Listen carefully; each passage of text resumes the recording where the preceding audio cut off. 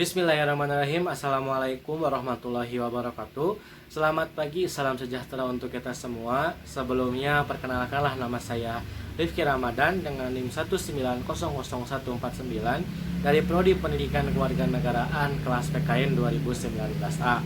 Di sini saya sebagai perwakilan pertama dari kelompok 8 Kewarganegaraan Digital, yang dimana mata kuliah kewarganegaraan digital ini diampu oleh dua dosen. Yang pertama ada Ibu Profesor Dr. Hajah Kokom Komalasari MPD, dan yang terakhir ada Bapak Dede Iswandi SPD MPD. Dan di sini juga saya ditemani oleh teman-teman hebat saya. Yang pertama ada Devira Dwinta Maharani, ada Ratu Asri Rezeki Faumasi Kristina Ruwo, ada Sela Febiani, dan terakhir ada Suci Mulyati.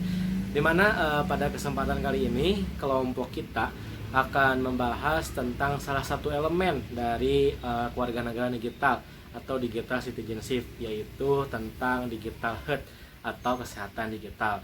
Lantas apa sih digital health itu? Isu-isu apa saja yang berkembang di masyarakat yang berhubungan dengan digital health, dan bagaimana sih solusinya, serta apa produk dari digital health ini? Untuk menjawab pertanyaan-pertanyaan yang tadi, marilah kita saksikan presentasi berikut ini.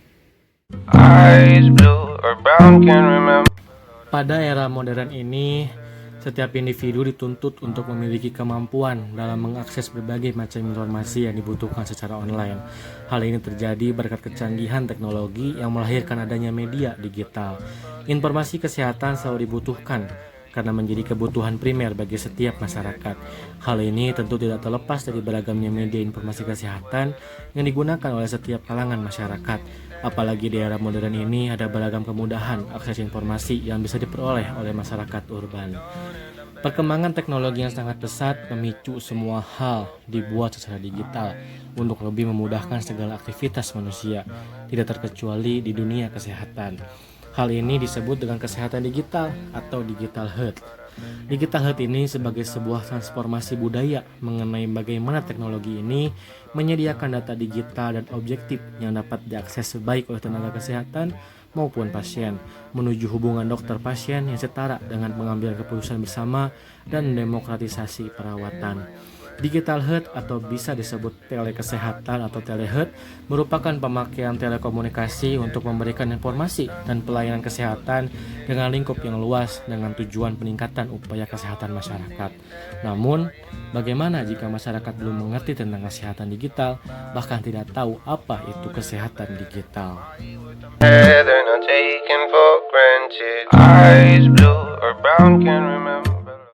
Baik teman-teman, saya akan melanjutkan pemaparan dari rekan saya.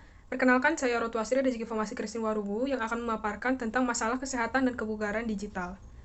Dalam dunia digital terdapat beberapa masalah pada kesehatan dan kebugaran digital. Di antara lain adalah yang pertama, kecanduan internet. Istilah kecanduan internet ini pertama kali ada pada tahun 1995 oleh Dr. Ivan Goldberg, dan kecanduan internet ini telah dianggap sebagai gangguan mental, walaupun tidak diakui secara resmi. Di dunia ini, orang yang kecanduan internet terdapat kurang lebih 38%. Selanjutnya, yang kedua, depresi di media sosial. Pada awal tahun 2011, sekelompok dokter di Amerika Serikat memperingatkan kepada remaja yang sangat terobsesi dengan Facebook sehingga mengorbankan kesehatannya. American Academy of Pediatry menyatakan, anak-anak yang diabaikan di situs jejaring sosial akan lebih tertekan daripada diabaikan dalam kehidupan nyata. Organisasi ini juga memperingatkan risiko kesehatan mental pada anak yang menjadi korban cyberbullying, dan menegaskan bahwa penggunaan beberapa website dalam jangka panjang dapat mempengaruhi pola tidur dan tingkat harga diri.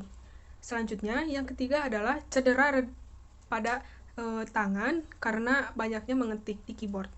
Saat ini semua orang dapat menderita masalah yang sama karena menghabiskan waktu yang sangat lama pada saat menggunakan keyboard. Penggunaan jari, pergelangan tangan, lengan, dan bahu secara berulang-ulang dapat menyebabkan kerusakan yang tidak mampu diperbaiki oleh tubuh dari waktu ke waktu. Langkah-langkah pencegahan seperti istirahat dan teratur sangat disarankan. Selanjutnya, yang keempat, sakit kepala karena ponsel. Selama bertahun-tahun, para ahli terlibat dalam perdebatan sengit mengenai apakah ponsel berbahaya atau tidak.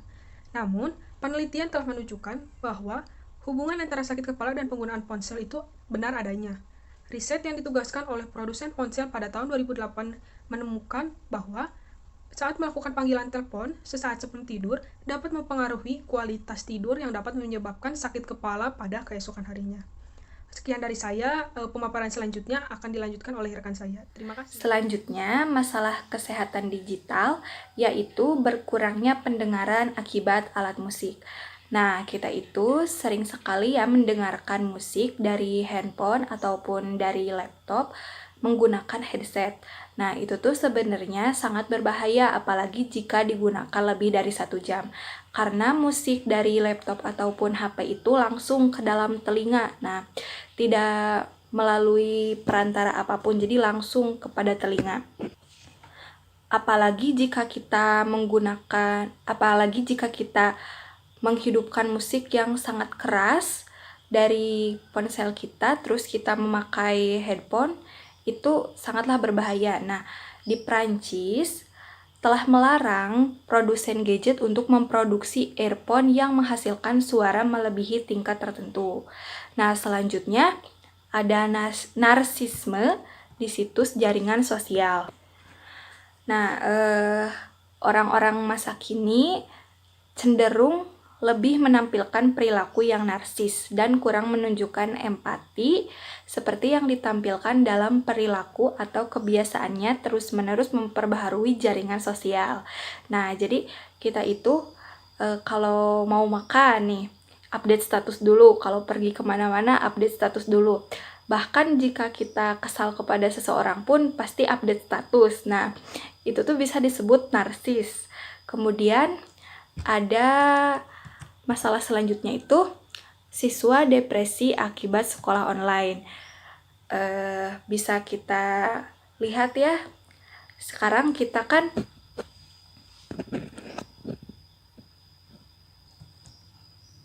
belajar online, belajar dari rumah. Nah, sejak pandemi COVID-19 ini, dalam pelaksanaannya itu banyak siswa yang terkendala dengan jaringan internet. Itu tuh akibat rumahnya jauh dari perkotaan maupun masalah yang lainnya. Nah, akibat adanya masalah dalam proses pembelajaran daring, beberapa siswa menjadi depresi dan memutuskan bunuh diri. Emang ya, belajar daring ini lebih banyak kita itu mengerjakan tugas, jadi mungkin itu salah satu faktor yang bisa membuat seseorang ataupun siswa depresi. Nah, apalagi kan kalau sekolah daring itu kita terus-terusan menatap layar handphone. Nah, itu juga dapat membuat kita depresi gitu. Nah, gimana sih cara menjaga kesehatan dan kebugaran itu? Kebugaran ketika memakai produk digital nih. Nah, yang pertama, jaga jarak posisi antara layar dengan mata. Kemudian yang kedua, istirahatkanlah mata secara berkala. Jadi jangan terus-terusan menatap handphone. Kemudian tetap berolahraga, tetap makan dan minuman sehat, terus berlatih lebih tenang, kemudian istirahat yang cukup, jangan terus-terusan sepanjang hari dipergunakan untuk menatap layar handphone. Terus jaga kebersihan diri dan lingkungan. Sekian, selanjutnya akan dijelaskan oleh rekan saya.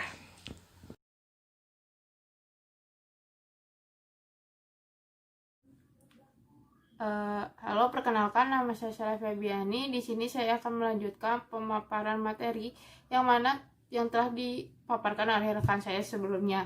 Di sini saya akan menjelaskan materi mengenai produk yang dihasilkan oleh Digita Kesehatan, yaitu salah satunya Halodoc.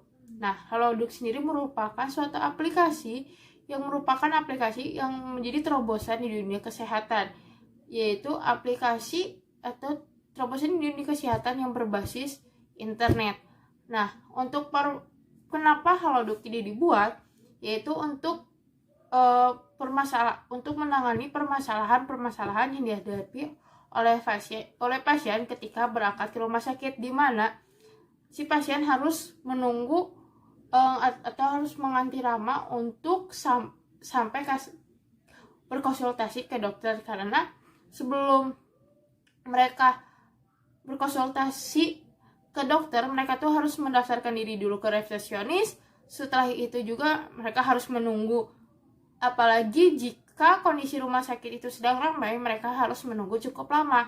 Nah, selain itu juga selain berkonsultasi, dalam penebusan obat yang dilakukan pun cukup lama, karena selain kita tuh mengantri, karena yang menebus obat itu kan tidak hanya satu orang tetapi banyak orang, sehingga dalam proses penanganannya pun atau pemberian obatnya harus mengantri. Nah, terobosan dari aplikasi ini adalah memudahkan pasien-pasien ketika ingin berkonsultasi agar tidak harus mengantri, bahkan tidak harus datang ke rumah sakit. Mengapa demikian? Karena mereka itu dapat berkonsultasi secara langsung dengan aplikasi tersebut via chat atau via video call, seperti video call lagi. Nah, selain itu juga si pasien tetap bisa datang ke rumah sakit, yaitu dengan membuat janji terlebih dahulu dengan si dokter menggunakan aplikasi tersebut. Jadi kasarnya itu seperti membooking terlebih dahulu melalui aplikasi, sehingga ketika si pasien datang ke rumah sakit tersebut, pasiennya itu tidak harus menunggu cukup lama. Nah, selain itu juga dengan aplikasi ini kita dapat menebus obat yang sesuai dengan resep, sehingga kita tidak harus menunggu cukup lama dan tidak harus datang ke apotek, sehingga obat tersebut dapat diantarkan langsung ke rumah kita. Nah, selain itu juga, jadi kayak kita tuh cuma tunggu di rumah, ngasih resep itu melalui aplikasi tersebut langsung mengantarkan obatnya ke rumah kita sesuai dengan alamat yang telah kita masukkan ke dalam aplikasi tersebut. Selain itu juga jadi kayak Halodoc merupakan sebuah aplikasi kesehatan terpadu yang memfasilitasi interaksi antara dokter dan pasien.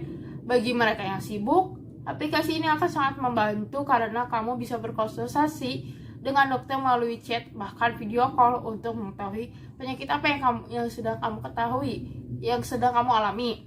Sehingga seperti halnya tiba-tiba kita tuh mengalami suatu keluhan penyakit di mana kondisi tersebut tuh tidak memungkinkan kita untuk datang ke rumah sakit atau berkonsultasi, sehingga dalam keadaan darurat kita dapat berkonsultasi dengan dokter, sehingga kita dapat melakukan penanganan pertama seperti halnya tadi berkonsultasi langsung dengan dokter melalui video call. Lalu apa sih manfaat dari aplikasi ini?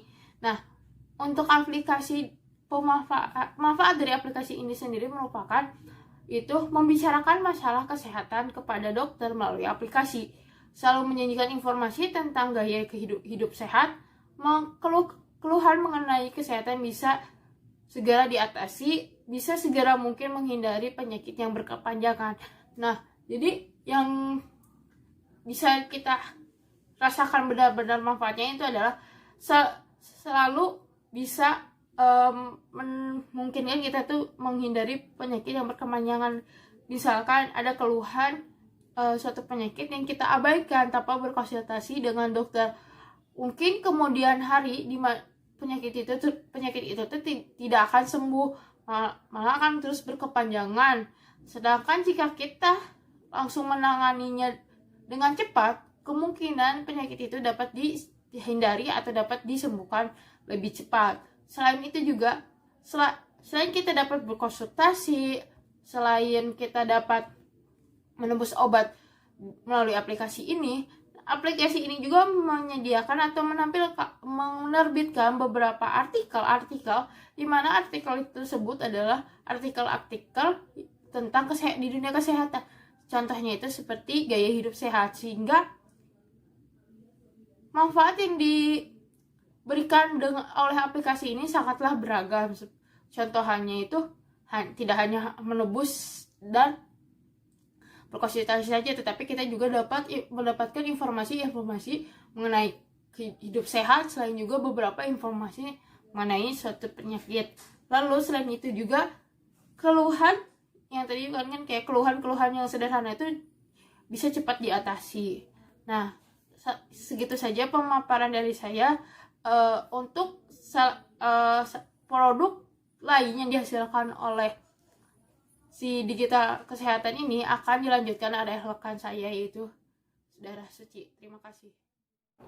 Assalamualaikum warahmatullahi wabarakatuh. Perkenalkan, nama saya Suci Moyati dengan NIM 1902056 akan menjelaskan mengenai produk kesehatan yaitu Alo Dokter. Sejauh ini, permintaan masyarakat untuk layanan konsultasi kesehatan terbilang tinggi. Namun, keberadaan rumah sakit umum milik pemerintahan atau swasta belum begitu maksimal menampung tingginya permintaan itu. Meskipun demikian, kemajuan zaman dan perkembangan teknologi telah memberikan kemudahan bagi manusia, termasuk hadirnya layanan kesehatan lewat online atau digital. Sudah banyak layanan online atau platform kesehatan yang menyediakan jasa konsultasi hingga proteksi kesehatan. Salah satunya ialah Alo Dokter. Head of Marketing Alo Dokter ialah Aryan Vivaldi. Alo Dokter sendiri sudah berdiri sejak tahun 2014. Seiring perjalanan waktu, layanan ini terus berkembang dan menghadirkan fitur-fitur konsultasi. Alo Dokter merupakan salah satu perusahaan kesehatan digital ternama di Indonesia. Setiap bulannya, Alo Dokter memiliki 18 juta pengguna aktif. Nah, Alo Dokter hadir di Indonesia sejak tahun 2014 dan berhasil mengubah poros layanan kesehatan dengan signifikan dalam menyediakan informasi dunia medis yang mudah dipahami masyarakat. Alo Dokter sendiri menyediakan informasi berbahasa Indonesia yang akurat dan dapat diakses oleh siapapun. Nah, teman-teman, Alo Dokter sendiri menyediakan atau menghadirkan dokter umum dan spesialis yang bergabung dengan Alo Dokter. Tidak hanya memiliki kompetensi yang baik, tetapi juga mampu menjelaskan dan melakukan konseling pada pasien secara profesional dan sangat mudah dimengerti. Selain itu, mereka adalah dokter yang telah terintegrasi dalam organisasi Ikatan Dokter Indonesia, sehingga teman-teman tidak perlu khawatir dengan lisensi yang mereka miliki. Semua dokter yang terdaftar di Alo Dokter memiliki nomor surat tanda registrasi atau STR. STR sendiri adalah registrasi yang diberikan oleh pemerintah Indonesia untuk tenaga kesehatan yang mampu memiliki sertifikasi kelulusan. Ini berarti jawaban yang diberikan oleh para dokter dapat terjamin keabsahan dan keakuratannya.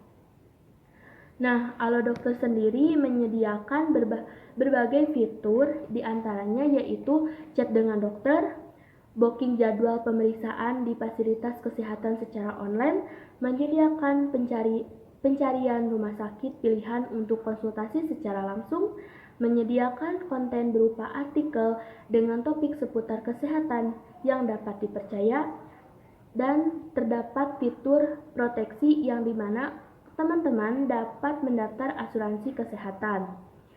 Selanjutnya, fitur Alo Dokter juga menyediakan fitur platform bagi para dokter untuk memberikan layanan yang berkualitas. Selain itu juga, teman-teman bisa mendaftar fitur premium. Nah, fitur ini membuat teman-teman lebih mudah jika ingin berdiskusi dengan dokter yang dipilih.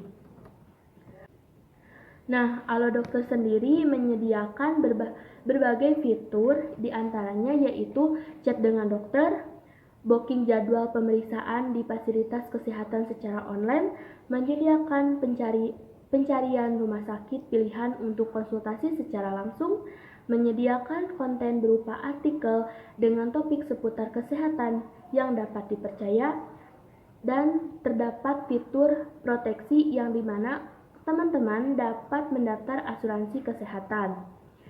Selanjutnya, fitur Alo Dokter juga menyediakan fitur platform bagi para dokter untuk memberikan layanan yang berkualitas. Selain itu juga, teman-teman bisa mendaftar fitur premium. Nah, fitur ini membuat teman-teman lebih mudah jika ingin berdiskusi dengan dokter yang dipilih.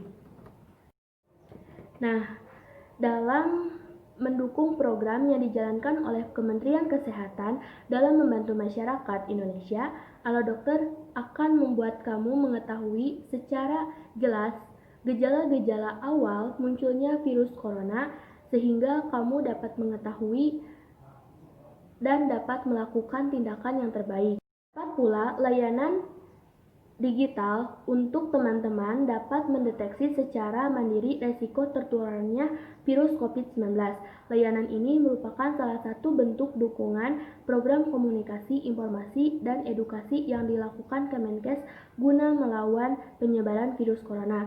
Layanan ini bisa teman-teman akses secara gratis. Teman-teman akan segera dilayani oleh chatbot yang dapat berinteraksi layaknya manusia dalam menjawab berbagai pertanyaan tentang virus corona. Tentunya layanan ini akan memberikan kenyamanan dan kemudahan untuk mendapatkan informasi yang valid dalam mendeteksi secara mandiri resiko tertularnya COVID-19. Semua layanan akan membantu teman-teman menghilangkan kekhawatirannya perihal masalah kesehatan yang dialami. Tidak hanya itu, AloDokter sendiri juga menyediakan fitur layanan deteksi mandiri resiko tertularnya virus corona. Dalam fitur ini, semua pertanyaan teman-teman seputar virus corona akan dijawab oleh chatbot. Semua pertanyaan yang akan teman-teman ajukan akan dijawab oleh chatbot, yang dimana chatbot ini memiliki kemampuan seperti manusia. Ini merupakan salah satu bentuk dukungan terhadap pemerintahan Indonesia dalam menanggulangi penyebaran virus corona. Cukup sekian dari pembahasan saya, kurang lebihnya mohon maaf. Wabillahi taufiq wal hidayah. Wassalamualaikum warahmatullahi wabarakatuh.